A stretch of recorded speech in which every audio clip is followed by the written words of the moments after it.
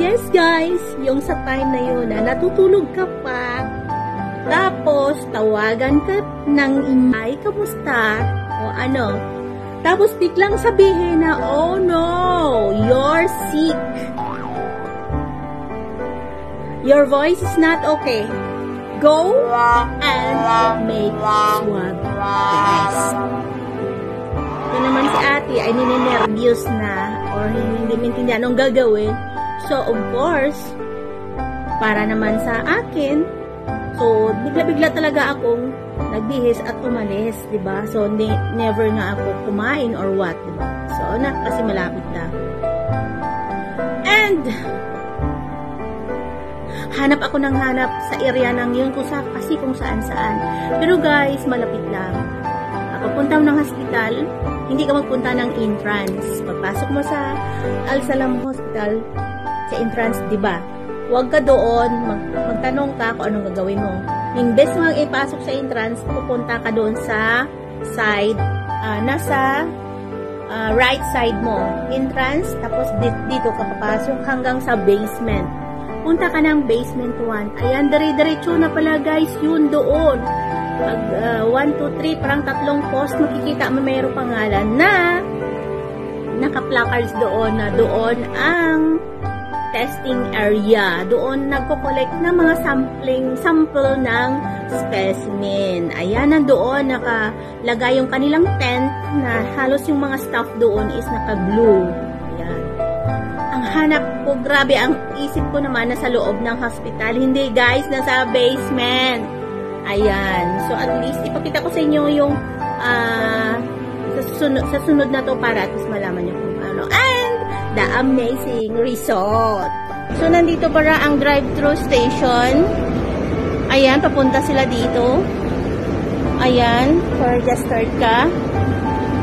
Ayan. So separate pala ang area. Brother? Shlon? Another someone coming? No, I'm only one. Okay. Mobile number?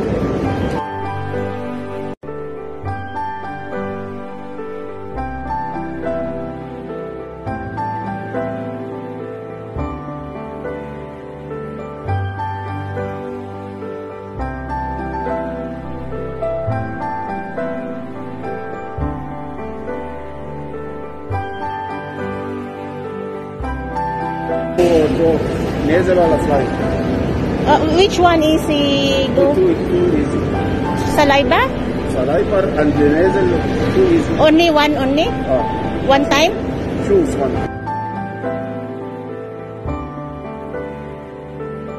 Okay. Which is the accurate? AC? So,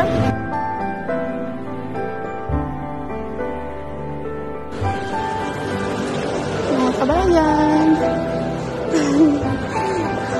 Pakyat mo na kabayan. Ayan na guys.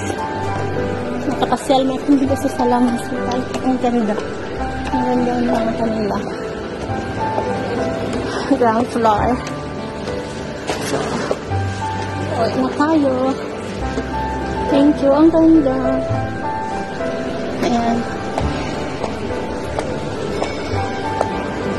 So, may mga ano dito ng mga coffee shops. Marami palang coffee shops dito. Hindi ka din gugutomin. Okay. So, nandito ang dito ang exit. Flower shop din dito. Wala din bank dito. Parang pharmacy. Ayan. So, I'm done. It's going home. Finished. Where go taxi? Yes, mga lalags. Ayan. So, thanks God. At talagang negative ako eh. Diba? So, makikita niyo ang ating result. Kita ko sa inyo. So, I have negative result. Thanks God. So, at least makikita ninyo. Ayan, my molecular biology report. So, guys, negative ang inyong lola. Diba makita? Ayan. So, alam niyo guys kung bakit. Siguro, nasa season natin ng change climate because September na. So, dito na tayo nag-change yung ating climate from summer to winter. Ayan. And aside from that, guys, kung bakit ako'y parang na-stress, yung parang, kumbaga nagiging flow na to, kumbaga sa social nga pangalan, sabi nila ay merong ko. Ayan. Alam nyo na. Diba? Kasi bawal dito sa YT pag i-mention ang mga ganyan. Okay. Alam nyo kung bakit, guys. So, sa mga nakaka-follow sa akin at alam ko anong status ko, yung talagang ako nag-follow up kasi sa aking mother na kumbaga 3 days na nakaratay ang aking mama na parang hindi na talaga makagalaw. Grabe yung naramdaman niya because siguro sa edad na 85 years old, kumbaga nagiging komplikado na siya. Pero hindi ko talaga matanggap-tanggap, guys, yung hindi na siya makabangon. Halos for the last day na hindi na daw siya maka-open ng kanyang bunganga. Guys, na-stress ako. Iniisip ko anong gagawin ko sa mama ko kasi nga bawal dalhin ng hospital. Kasi yun nga ang sabi ngayon sa amin. Pero guys, during the last day na number 4 days na wala talaga akong tulog na siyempre nag-work pa ako, di ba?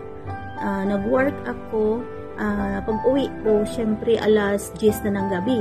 10, 11, 12, 1, 2, 3, 4, 5, 6, 7, 8. So, halos guys, 18 hours wala akong tulog.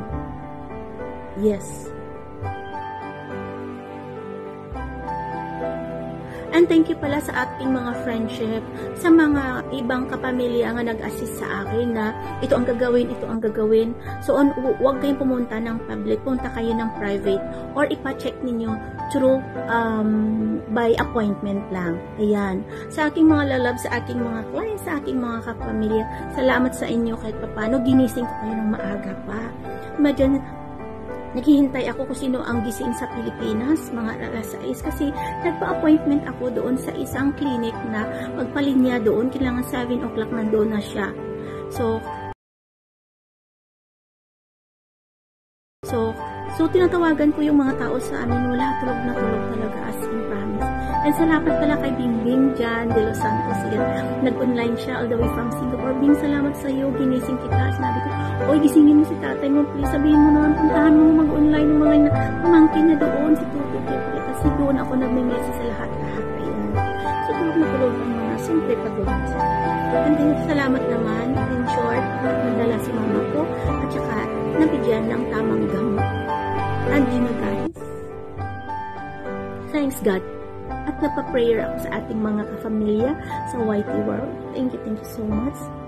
At makikita niyo ang kanyang result. After that, gagawa ko din ako ng vlog. So, thank you so much, guys. And salamat. At least, kahit napagod ako, kahit na-stress ako, ganito, nagbaba ang aking immune system. Kumbaga, pero alhamdulillah, I am negative. Diba? Because na-stress siguro ako. Imagine ha, sa ginawa ko. Salamat, na-help ang mama ko kahit pa. Thank you guys for watching and see you again to my vlog. Keep safe everyone. Love you all.